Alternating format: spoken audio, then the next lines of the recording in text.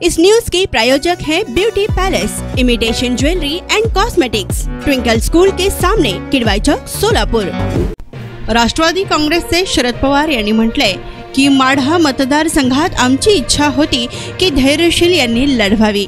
आम्ही पक्षामध्ये येण्याबाबत त्यांना विनंती केली होती की या पक्षात या। आज जयंत पाटील यांच्या उपस्थितीत पक्षप्रवेश होईल, तर 16 तारखेला धैर्यशील मोहिते यांचा अर्ज भरणार आहोत। तर सोलापूर जिल्हा हा गांधी नेहरू यांच्या विचारांचा जिल्हा आहे। प्रणिती शिंदे आणि धैर्यशील असे दोन्ही उमेदवार विजयी होतील। मान, खटाव, सांगोला, माळशिरस आणि माढा नेते उपस्थित आहेत, तर याचं समाधान आहे। कितीतरी आश्वासने भाजपाने मागच्या जाहीरनाम्यात पूर्ण केलेली नाहीयेत। मोहिते पाटील यांच्या निर्णयाचा संदेश हा राज्यात जातोय, याचा उपयोग निश्चितच होईल। गेल्या वेळेस 5 ते 6 जागा होत्या, हे चित्र यंदा बदललेलं दिसेल व जागा वाढतील, असे शरद पवार यांनी यावेळी म्हटले। लोकसभेच्या 2 निवडणुका, एक माढा मतदारसंघ और दूसरा सोलापूर मतदारसंघ, या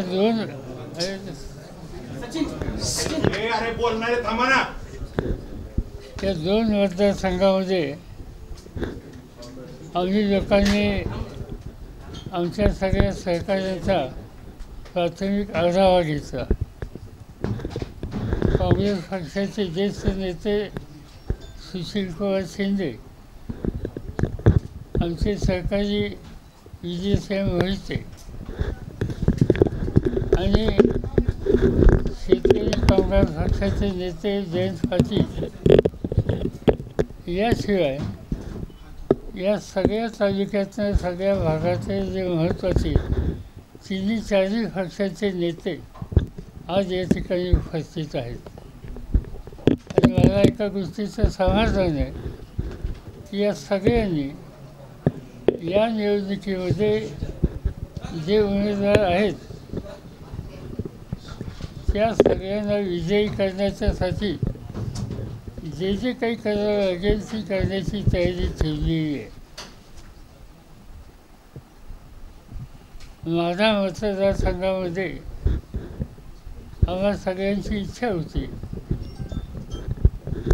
की ही निवडणूक आम्हा सगळ्यांच्या वतीनं राहुल सिंगांनी लढवावी, धैर्यशीलांनी लढवावी। आणि आज आम्ही त्यांना आग्रहाची सूचना विनंती केली की तुम्ही पक्षामध्ये येण्याच्या संबंधीचा निर्णय घ्यावा। आज संध्याकाळी राष्ट्रवादी काँग्रेस पक्षाचे अध्यक्ष जयंतराव पाटील या ठिकाणी येतील, बाकीचे सहकारी असतील आणि या सगळ्यांच्या उपस्थितीमध्ये पक्ष प्रवेशाचा निर्णय होईल। याचबरोबर लोकसभेच्यासाठी अर्ज भरण्याची तारीख 16 ते 16ला हे दोन्ही उमेदवारांचं अर्ज सोलापूरला भरले जातील। अच्छा, पहिले 16 तारखेला सगळ्यांची, दोन्ही उमेदवारांची बैठक ही सोलापूरला होईल आणि या सगळ्यांच्या उपस्थितीत एकत्रित होण्यानं काम करण्याच्या उद्देशाचा निर्णय झालेला असेल। आपल्याला फॉर्म भरल्याच्या नंतर चित्र बदललेलं दिसेल। सोलापूर जिल्हा हा नेहमीच पुरोगामी आणि गांधी नेहरूंच्या विचाराचा पुरस्कार करणारा असा हा जिल्हा आहे। आणि माझी खात्री आहे की या जिल्ह्याचा पूर्वीचा सगळा इतिहास बघितला तर या निवडणुकीमध्ये सुद्धा इथे आम्हा लोकांचे दोन्ही उमेदवार प्रणितीताई शिंदे आणि ज्यांच्याकडे आता आपण बसलो त्यांच्यासह हे मोठ्या मताने विजयी होती, अशा प्रकारची खात्री आमच्या सगळ्या सहकाऱ्यांनी या ठिकाणी दिली। आज या ठिकाणी विशेषतः खटाव, मान, खटाव, फलटण, सांगोला, माळशिरस, करमाळा आणि माढा या सगळ्या भागाचे सगळे महत्त्वाचे नेते उपस्थित आहेत। आणि ही निवडणुकीत जे देण्याच्या संबंधीची भूमिका त्यांनी घेतलेली आहे त्याचा आम्हाला लोकांना समजलं आहे. असं आहे की भाजपाने आश्वासनं काय दिली याबद्दल भाष्य आता न करण्याचे योग्य होईल. तर अनेक प्रश्नावर आश्वासनं देणं आणि अंमलबजावणी न करणं हे त्याचं वैशिष्ट्य आहे. शेतीमालाच्या किमतीचा प्रश्न असो, दिलेलं आश्वासन पाळलं नाही.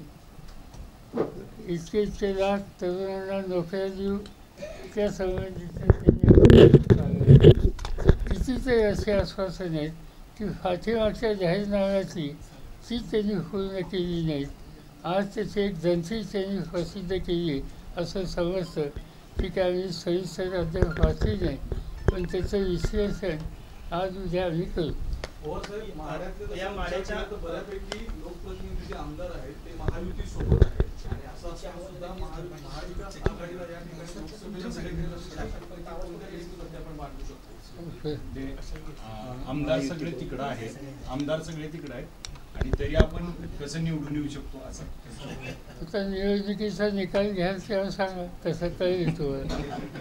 पण मोहिते पाटील कुटुंब जे आहे त्याला आपल्यासोबत आल्यामुळे 3 मतदारसंघावर याचा परिणाम होईल अशी चर्चा आहे.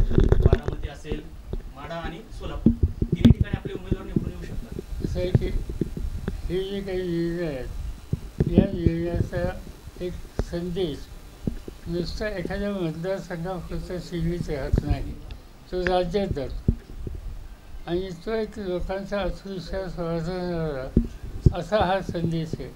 आणि त्याचा उपयोग आम्हाला लोकांना निश्चितपणानं होईल. लोक पाठिंबा दिसतील. म्हणजे पवारसाहेब मेसेज राज्यभर निश्चित.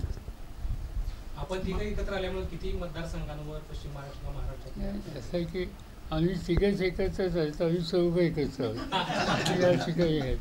त्याच्यानंतर डाव्या पक्षांची एक बैठक माझ्याकडे झाली ज्याच्यामध्ये CPM CPI हे होते. त्यांनी पाठिंबा द्यायचा निर्णय घेतलेला आहे आणि त्यामुळे महाराष्ट्राचं चित्र बदलते.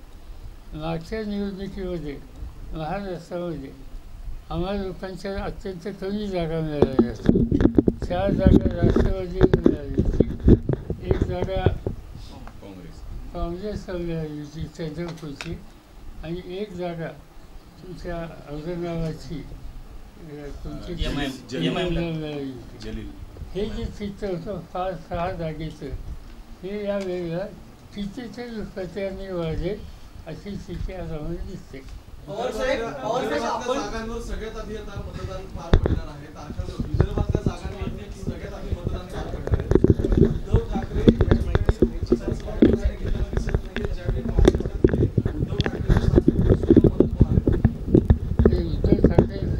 इन्फॅक्ट नेहमीपेक्षा ते अधिक सभा घेतात. विदर्भामध्ये मी जाऊन आलो, मी तिथल्या सभा बघितल्या. अतिशय मोठा प्रतिसाद विदर्भात होता. नाही, थोडी चूक आहे त्याच्यात. कारण 588 जागा आहेत, त्यामुळे 543 आहे. त्यामुळे त्यांनी तिथपर्यंत आकडा सांगणं योग्य होईल. पंतप्रधान एकीकडे भाषणामधून घराणेशाहीवर आरोप करतायत, घराणेशाही काँग्रेस राष्ट्रवादी म्हणतात आणि एकीकडे पक्ष फोडतात आणि नवरा बायकोंना सुद्धा वेगवेगळ्या पक्षात त्यांनी ठेवण्याची चित्र या निवडणुकीत. पंतप्रधान यांच्याबद्दल बऱ्याच गोष्टी बोलल्या असतात. जे ज्या काही गोष्टी त्यांनी सांगितल्या सांगतात बोलतात. हल्लीची त्यांची भाषणं प्रधानमंत्री पदाची अप्रतिष्ठा करण्याच्या उद्देशी. आज जवाहरलाल नेहरूंना जाऊन किती वर्ष झाली. जवाहरलाल नेहरूंनी स्वातंत्र्याच्या आंदोलनात काय योगदान केलं, संसदीय लोकशाही या देशातली स्थापन करण्याच्यासाठी त्यांचं योगदान काय होतं, हे ऐतिहासिक योगदान आहे. असं असताना आजचे प्रधानमंत्री आपला कार्यक्रम सांगायच्या ऐवजी नेहरूंच्या टीका केली आणि बाकीच्या सगळ्या गोष्टी. त्यांचं एक भाषण मी ऐकलं, त्या भाषणात त्यांनी सांगितलं की वेगळे माणूस विरोधी पक्षाचा येऊन देऊ नका. लोकशाहीमध्ये सत्ताधारी पक्ष जसा तसा विरोधी पक्षसुद्धा महत्त्वाचा असतो. एक सुद्धा माणूस निवडून देऊ नका ही भूमिका घेणं. याचा अर्थ रशियाचा पुतीन आणि भारताचा नरेंद्र याच्यात काही फरक नाही या निष्कर्षाशी आम्ही आलो. गोळीबार झाल्याचा प्रकार घडला. सलमान खानच्या घराबाहेर गोळीबार झालेला आहे.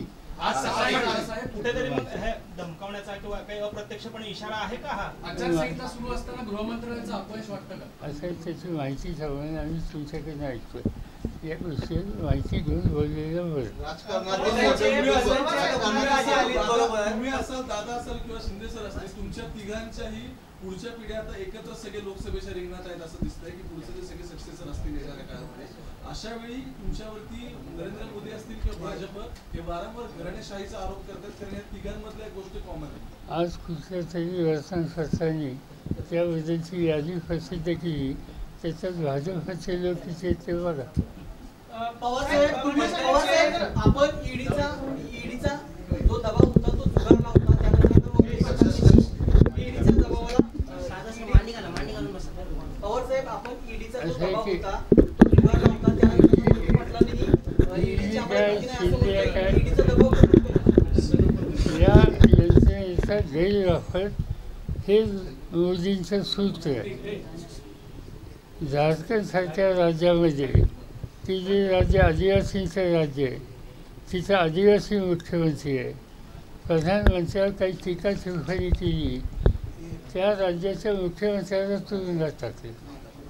दिल्लीचं प्रशासन अरविंद केजरीवाल यांच्या नेतृत्वाखाली गेली काही वर्ष चालू आहे आणि लोक समाधानी आहेत. कुठला ते प्रश्न काढला ते आणि त्यांचे मंत्री आणि खुद्द मुख्यमंत्री यांना त्यांनी तुरुंगात टाकले.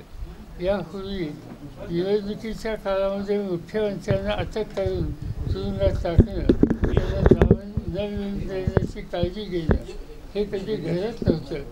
आज ते घडतंय. याचा अर्थ स्वच्छ आहे की मोदी हे हळूहळू संसदीय लोकशाही उद्ध्वस्त करून एका हुकुमशाहीच्या रस्त्याला जायला निघाले. माझी तुम्हा लोकांना सुद्धा विनंती आहे की त्यांचं महत्त्व वाढणं तुमचा धंदाबंदी होईल. तुम्हाला त्या ठिकाणी आज आपण सुसंवाद करतोय ती परिस्थिती येऊन देणार नाही. आणि म्हणून आजच्या परिस्थितीमध्ये एकत्रित बसून या प्रवृत्तीचा पराभव करणं हे काम आपल्याला करावं लागेल. आणि त्याच्यामध्ये मीडियाचा सहभाग आणि सहकार्य याची नितांत गरज आहे. खुश खबर, खुश खबर, खुश खबर। महिलाओं को खरीदी पर मिल रही है 50% की छूट। ब्यूटी पैलेस का बम्पर ऑफर। अपनी शादी को शानदार बनाने के लिए दुल्हन के लिए ब्यूटी पैलेस लेकर आया है एक अलग ही प्रकार का दुल्हन सेट। साथ ही साथ आप अपने त्योहारों की खुशी भी ब्यूटी पैलेस में खरीदी करके मना सकती हैं। हमारे यहाँ सभी प्रकार की इमिटेशन ज्वेलरी, कॉस्मेटिक्स बहुत ही कम दामों में और 50% की छूट के साथ उपलब्ध हैं। चूड़ियाँ, शानदार रिंग्स, झुमके, पर्स, बैग्स, नेकलेस, दुल्हन सेट, साथ ही साथ अमेरिकन डायमंड की हर प्रकार की ज्वेलरी आपको मिल रही है 50% के डिस्काउंट के साथ। तो एक बार हमारे ब्यूटी पैलेस में जरूर आइएगा। हमारा पता ट्विंकल स्कूल के सामने किडवाई चौक सोलापुर। ज्यादा जानकारी के लिए 8007003153 इस नंबर पर संपर्क करें।